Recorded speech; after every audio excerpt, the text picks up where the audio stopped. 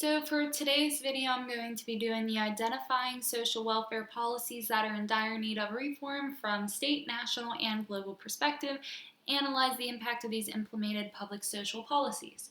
So for the state, I chose Section 8. People who are eligible for Section 8 housing assistance don't have to live in government housing facilities. They can choose a rental home in a private market and then use a housing voucher to offset the costs. The Pennsylvania Section 8 program is managed at a local level through Public Housing Authorities, PHA. Some examples include public housing, Section 8 housing vouchers, support housing for the elderly, support housing for people with disabilities, and Section 8 project-based assistance. Those are just some examples. There are 90 housing authorities in Pennsylvania which offer Section 8 choice voucher program. As of September 25th, just a few days ago, there were 24 Section 8 waiting lists that are opening soon, or are always open in Pennsylvania. There is currently one Section 8 housing choice voucher on the waiting list that is opening now and will be closing soon. My issue with this, how can you help, especially with providing or helping, assisting someone put a roof over their head when half the time they're unavailable or closed? I totally understand. Obviously, there are more people than houses or space to build houses or apartment complexes, but obviously something needs to be done to accommodate this issue, especially if we know, and it's kind of a fact now, that minimum wage jobs can't really provide standard housing or apartments, even though that's another uncomfortable conversation, that usually people shouldn't really be living off of minimum wage jobs to do that. That's why the issue is, but we'll go on to the next. For the national, I chose free and reduced meals and free milk are made available to children of qualifying families through the National School Lunch Program, or NSLP. Only if your family meets the needs of income-eligible guidelines are you able to save hundreds of dollars through using this program throughout the year. Most schools send home a form at the beginning of the year. However, you can print one out, go to the school, and fill one out anytime during the year. A pop-up on my Facebook page actually brought some awareness to this.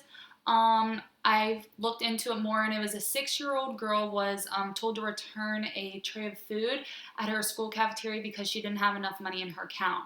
Howard, her grandfather, said that Anaya was lunch-shamed and urged Southwest Elementary School in Greenwood, Indiana, to review their cafeteria policies.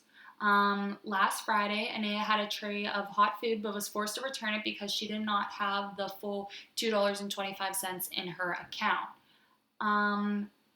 She then went to the back of the line to wait for an alternative lunch of peanut butter and jelly sandwich. She said she was sad because people laughed at her, and her grandfather described the whole situation as the cafeteria walk of shame, which obviously would be humiliating. Yes, she was giving a free meal. Obviously, that is the whole point of this. That's what we want to do. No kids going hungry. However, especially she's so young, she can't work to put that money in her account. The grandfather also made it to a point they had no alert or awareness that the account was even low. So for this instance, she was 10 cents short. A lot of us are like, come on, it's 10 cents, but apparently they just go by the school's rule, and she had to return it. A child shouldn't really have to go hungry or worry or be ashamed or embarrassed or a million other things while being in school. School is supposed to be a safe zone, an area of growth, learning, especially, even for me, being hungry is a distraction from everything, especially learning. For global, I think a global policy I should go over would be health coverage, insurance, help, assistance, whatever comes to play when needing a doctor's visit, an emergency room visit, pregnancy checkups, or providing yourself with sexual protection or knowledge of certain sexual diseases. Diseases, especially such as Ebola and Zika, took lives that contributed to deaths of thousands.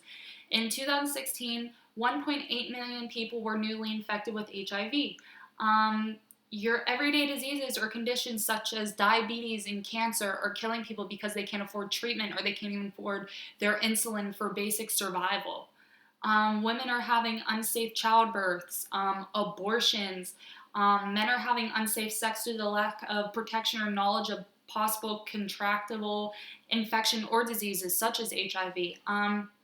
This shouldn't be happening. Not in the United States, not in China, not in Africa, not anywhere.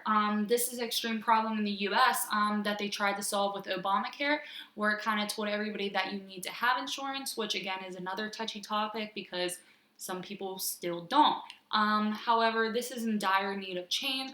This shouldn't be happening. Obviously, we should prevent losing the lives of anyone possibly being able to be saved. I hope you enjoyed my video. Thank you.